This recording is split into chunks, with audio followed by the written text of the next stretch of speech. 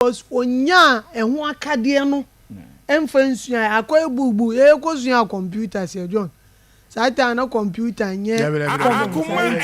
e was so memorize say what is a mouse afa na all pictures a mouse no kra say na tie system unit ye biema e dey any memory e dey I know ya draw drama o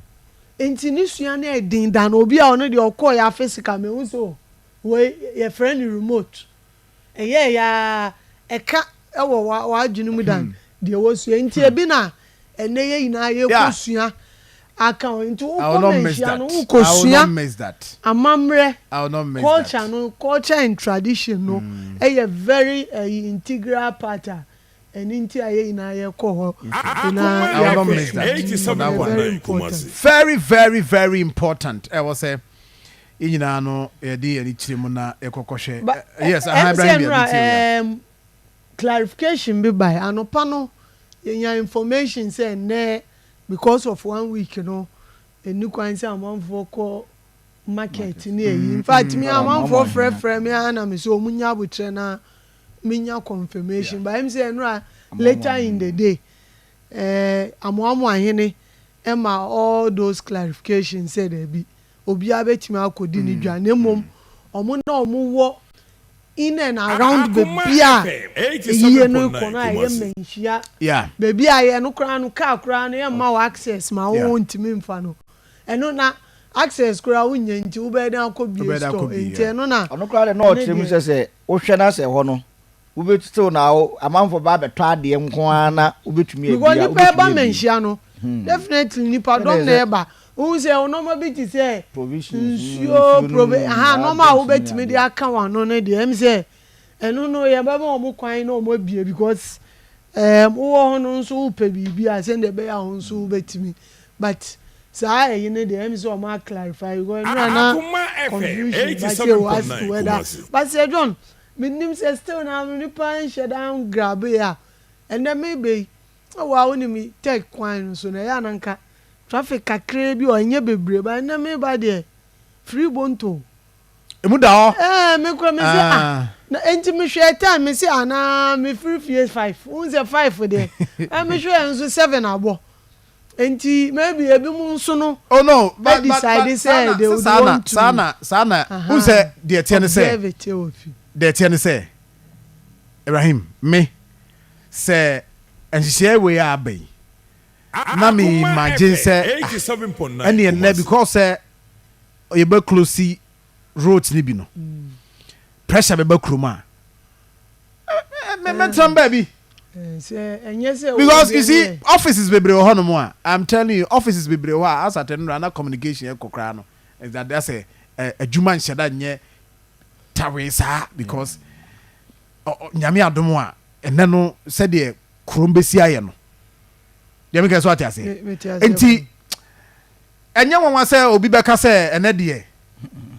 me nko ba bia nya ne de me ana nyam pie ana manfo do na be pack o cars no ma fa trotro me ko enye se adwum na me ba be pack o ha ene nanka unze ina be commentia anke from a fie na me commentia director ka untuka me ntuka because me person me tuka na the inconvenience we be call baby a we be park ni enti and o nanti ana offer commercial car bi ko si baby na wo nanti but it's good say almost o my buses available baby a be park a free special o mo be park wo Central Mosque no ne sa Methodist Park o no ba mention mu a into mema bus abidno into park ya o say ya won ko fofu alaji sorry yeah no say yeah no be ko na mranti aye bus ni ma o say John o be ko na mranti aye bus ni ma e be ibs from and the mranti bi a say yes o yare na o tiapo de aye man nante yeah no say aye na de chen cover so yeah and I was saying no me kura enya nka from office atu no kana ma ebe entry say ebe nante afemu ako kana say me nante kana mante ma na say ani me shia ye free na enye amokom na edu so amokom na enru ayi asomase keti a ona enu Central Mosque na emum ahia na se John say dey na ye dey we menim say mini curfew eba asomase dey na emergency ne ba na o say me call life saving me calculate ehun say ade a me dey care koi me hu betre me dru amkom me hwe terrain ni ma na me pe ba bi park me nanti ko sabon zongo ye dru mention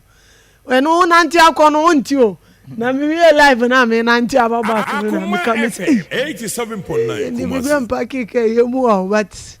me na ye exercise kakra but ye be hwe na inde ye be hwe na so ubedi ayi bi anso so ahwe a towing cars no be tow cars say nde uko park ya be bana ye de ko ne no de me directives no oma is being clearly spelled out enti me hu de obi onso ana onimba enti na o say wonim say bibi kese be koso kroma wo sori ana woti akoma ye be ma we no guidelines ni na de obetimi aye ne de onya at least unya nu wi ana de o free fia ohun bebi a ana ade a obetimi akọ ne bebi a obetimi afa ne bebi a eni kwan say obefa enti se jo menim say e o say o san abobọ so ema etiefo maybe obi o afa na ne fidie na be ye be ho adwuma ye be ho adwuma ye di kan de ba kwa tum nti ye kọ ani mu no na ye de aka no so atum so ho nti ye no de ye be ho adwuma ye di kan de ba kwa tum say godwin di kan cheche ma kire ye nti ye kọ ani mu no ye be sa de ba kwa ka ho godwin si ye ma nkofo ntiase because ene no unkoya na minim bi asem nti ye boa mo anim ye boa mo anim na wo koduro na fe mante wante sei akoma ho wanti akoma ante na wakotie ba bi fufuro na ya kinkire gu asoma o say yes omo edo omo position areas key areas if wasem na okay police for na they are there to correct there be how they say don't hey to say be me free baby na me ba ho no sometimes ye onkofo bu a genuinely onim ni oye jemi ka wada say but enno na na oye police ni wakote na akwa ni yiri ti ya no se machi there be we dey we pa dey na Asantehemaa na watch that we post ni na ma unim say genuinely asema ye ken we are from Monday to day obi wa ontie ho hwe onim ho ma che kra o ma kokodo kwa esa de no ne ye hu de ba de tie ni say nipa no for wrong place yen direction better than say eno na ayiwe o te say obeye so na aze bia na so brache de na ho no ye betumi eno kra ni yenyini ska eho yenyini ska eno na make aba men faka ana moto emfa enti nanantwi de make ni so you post ni sa directives e ba yi ya chechire mu kama nchechire mu kama ba bia no wa ese yesu we yi na ye beju ska se tua ayi yesi ebeto ka na ye to ka na de awokọ de ni nchechire mu ho na de nkra no say omo mount ayi barricade wo baby a we nya access to restricted areas nti in the first place we are sure say unless you can parking car a day before ene because ene say wo kwa no crowds enra by 12 you also be car no nti ene sa de wa se si enie na now se ase ma me na yemfa mo mfam anopai ya bomodin akwa fufam kakra ba yeti ha no na ye adwuma sa na tie me dia general ye no yeti ha so na ye adwuma na gidigidi na Ibrahim video ye da so yi sede akwan prosi krata mo de bae ane the funeral planning committee nana mo ama hen da no nana jeni buaten o da no akwan hodo o mo kire se wo mo be block ya no be close no and they are fair runabout runabout no so enie anopai and I will she Ejusha runabout yi so a ehwa ye din enya kasatintin bia enye nchechemu bia na me kofa de wa ha na ma de ma anadwi me beja ma de tru finfian befa chechemu bia nimti wo hwa aha ye Akoma FM okay ha na ura mansia no eni nti se de ekwan no ho aye ha na abranti amanfo aso edin o abranti amanfo aso edin o otime di tragia na be okay emze ehọ no akire ho no munya moy akire ho no na say ade no yesi pe you know directive no one bonju former bonju from only na untimi nya access bedru run about you know ba wo so ni kire mu ho a o ede no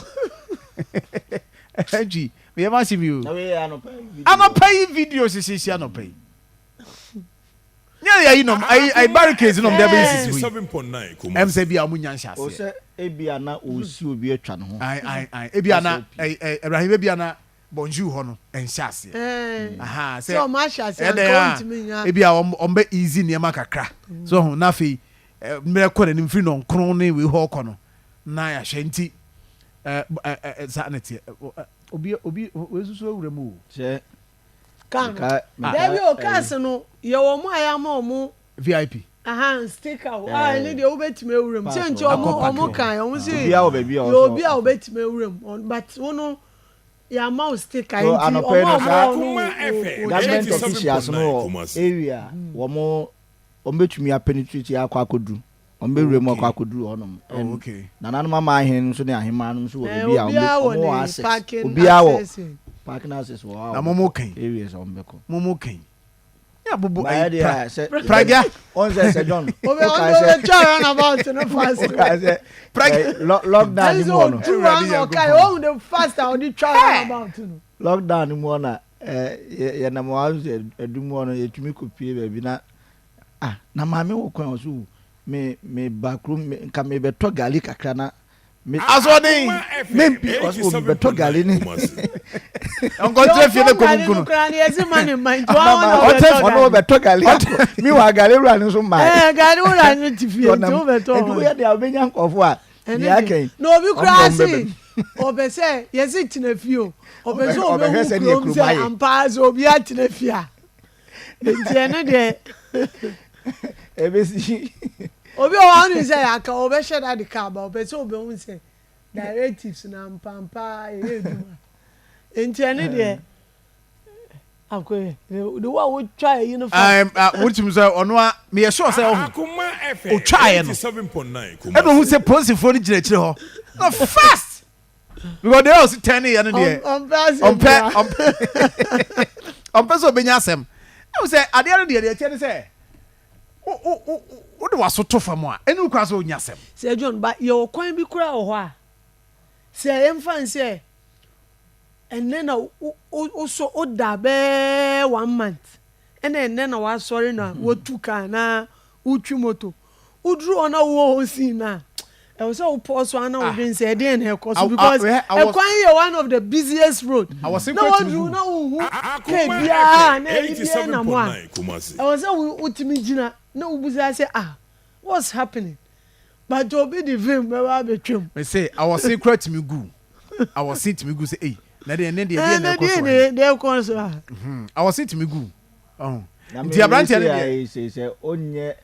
official bi nananom penimfo ne government officials now background say na I began it's better say opa jaka na ofi na fa bibisi ko na nante say o de be ka be ko go baby a be park na o de ni baby a be mo park ka no o de ko ho Ibrahim asma o park asma o kan me tumi ka akopede me tumi ka akopede say me bi over park o yi what say wa fa ka be si edumu o na park o de no yi they say wa fa ka be si edumu a na me ko na manye be si edumu a from edum efa Dr. Mensa commentia no menyi di say mu wa bia obetumi anante akọ manya ba bia mpakia na say me sa tuka na sa de be office sa dem na masimo enye masimo wi na me so we say ye be di kan ti we 10 na no wasim nti sɛ o wia koraa by 12 no na wetim a bedroom nhye say amu be kwaja ade na and say the advanced team Akoma FM 87.9 Kumasi. na so ni anso asi fam odo eno ano me ka kire na okope slot amai bebi a ekwa okay no na akope o si oso na akope David eno me ka kire no oso wo be live anopay David slot ni dey slot no dey also open slot no e was odu 6 that was the no time unim time wono free ade otie abre otie enti wo si wo free akọ enti wo ha ze ono anga so ko Akoma FM 87.9 Kumasi. we cry nka se ban fam so amana ba ye mo amana ze una be kwa kwa life enti o secure memra ni secure slot na ye anyway we na nke na bile ejuma o na no say na ne hine be konti anso so ko be kokoye obe my mo na bila ni beat ni chema kwasi usu ene obe fra ntuma ene kwa no so nka mitu ozo kana tuntum oh jai we ana na o duntuma ko Akoma FM 87.9 Kumasi. Anyway, mommy anto na yen hwe other things. Nti brano ye kwa animu no. Ye besan akọ ne akọ de ekoso. Ne nyina ye na ama konadu yi adomotoso miensa na Asantehemaa. Ne na wo tweda na wo hwe sisiye ya ye hwe we preparation towards the event ankasa.